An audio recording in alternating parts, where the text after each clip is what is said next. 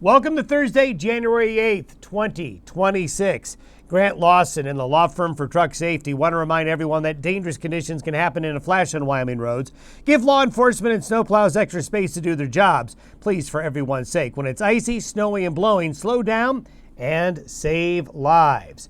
Well, a little bit of weather coming our way finally. Little bit, but not a lot. But for some of you, especially in southern Colorado, parts of New Mexico, and parts of southwest Kansas, you actually have a small little winter storm coming your way as the Pacific system coming in two pieces is going to slide through today and tomorrow. But it's going to be quite a bit colder, not Arctic cold, but colder than it's been. Then high pressure will build in over the weekend. Now this high pressure ridge will settle in over the weekend into Monday and Tuesday, but a little bit of a northwest flow pattern develops on the eastern side of the high pressure ridge. So there might actually be, especially in the mountains, a little bit of weather coming in Tuesday and Wednesday as the pattern is going through this readjustment phase. Then we're going to see this huge, and I mean it is a big high pressure ridge, is just going to blow up over the far eastern Pacific and along the west coast up into western Canada by late next week. Now, this high pressure ridge is going to be the conductor, so to speak, of how the weather is going to go starting late next week. And where that high pressure ridge goes, is it going to be along the west coast? Is it going to stay in the Pacific? How long will it last? Well, that's going to just direct the weather. So we just have to see how that unfolds. But it will send colder weather in, at least for a short while, late next week and next weekend. But after that, a lot of question marks. Look at that shot. Beautiful shot of a bald eagle from Yankton, South Dakota. And boy, I tell you, these sunrises and sunsets have just been incredible. But we will have a lot more in the way of clouds and unsettled conditions and less in the way of beautiful lenticular-shaped clouds. And those colors just absolutely amazing. And there's another shot of it, another standing lenticular near the Douglas area with the constant wind. And yeah, there's one place that's been getting weather lately, and that's where all the snowbirds have gone to. All the snowbirds have gone to where there's actually weather. Down in Arizona again with some areas of rain and snow, and the mountains of Arizona will be getting snowed on today. I want to alert you to a really great opportunity here of a free weather book that everyone is familiar with. Jan Curtis and his awesome photos and other insights on weather and clouds across Wyoming and the West. Well, he, along with Stanley here, put together a free PDF book on weather called The Wonders of the Atmosphere. A lot of Jan's photos are in this, and this is a great resource. You know, there's really, in my opinion, not a lot of great weather resources if you just want to learn about how the weather works. It's either going to be a textbook or it might be a children's book. There's kind of nothing really in between for the layperson to learn a lot. And what's great about this is that it's free.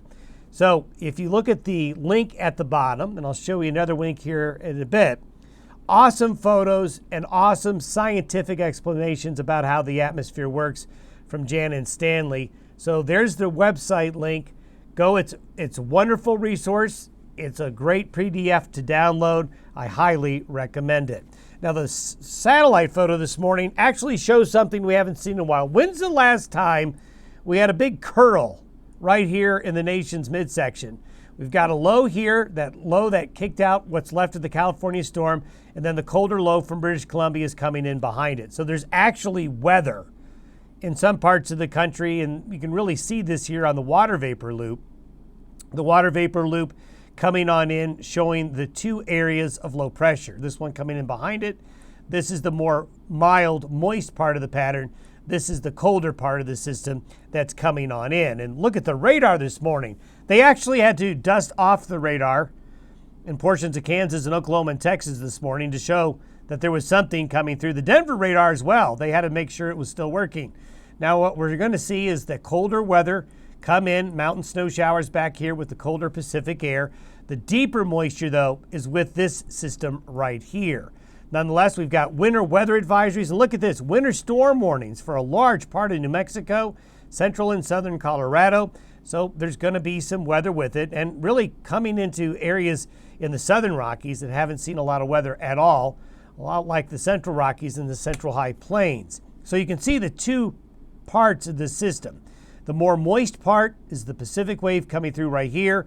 The colder but drier part of the system coming in with that British Columbia low. Nonetheless, it is finally going to bring a little bit of winter before the system heads up into the upper Midwest, pours in some much colder Canadian air into the Northwest Corn Belt and the Great Lakes by the upcoming weekend. And here's that high pressure ridge that's nosing on in. Now, what happens after this is part of the readjustment phase, that Control-Alt-Delete I talked about yesterday. So as we get into the weekend, that high pressure begins to build.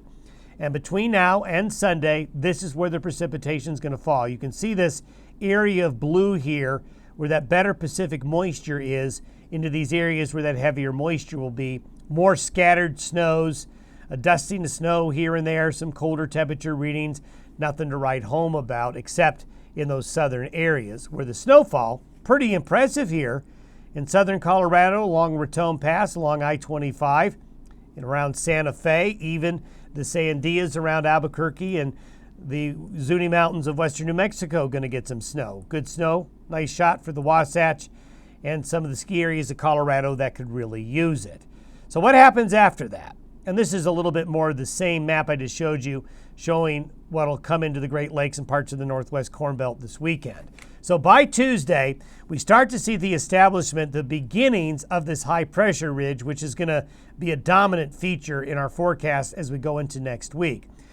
This is by Tuesday. Notice I talked about a northwest flow pattern. So there is some northwest flow, and there will be some Pacific moisture with it coming up, over, down, and around.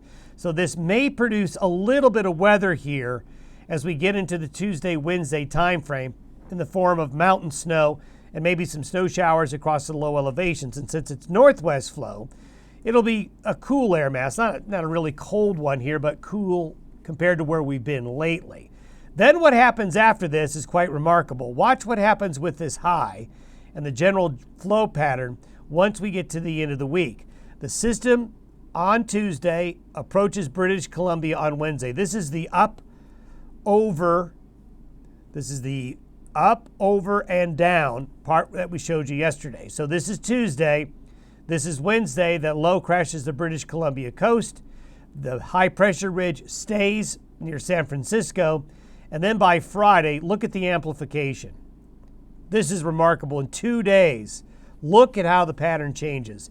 That high just explodes and builds strongly along the west coast and along the coast of British Columbia, which in turn just basically physically changes the jet stream pattern remarkably quickly and allows this trough to form across the central and western United States, allowing colder Canadian air in and a little bit of moisture with this low slinking back over to near Salt Lake City. So as we get into Friday and the following weekend, this high pressure ridge is going to send winter weather into the lower 48.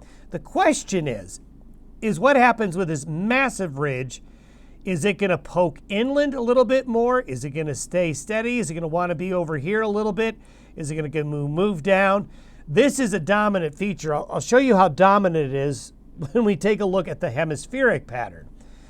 When we look at the hemispheric pattern, when you take a look at it by Friday of next week, if you look at the whole northern hemisphere and you look at the scope of a ridge and its intensity, yeah, we've got a ridge here out into the North Atlantic.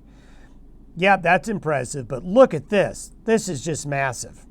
So what this high pressure ridge does, how long it lasts, is this going to end up becoming an omega block? There's a little bit of an omega shape to it right here. That's a good question. We'll put a big question mark on it or not. Highs like this can become quite strong and quite robust, but they may sometimes go 5 to 7 days before they break down, or they may go a little bit longer. This is a recipe for a Santa Ana for California later on. We'll have to watch that. Anybody remember the Santa Ana winds of January of last year? That's something that is on the table for California that we have to look long term. So there's a whole different set of circumstances right now. By late next week, this is going to be the factor and the feature of where it goes or where it stays and how long it lasts. But it will send wintry weather into the western United States and the high plains for at least a period of time late next week and into next weekend. Have yourself a very good Thursday. We'll have more for you on Friday.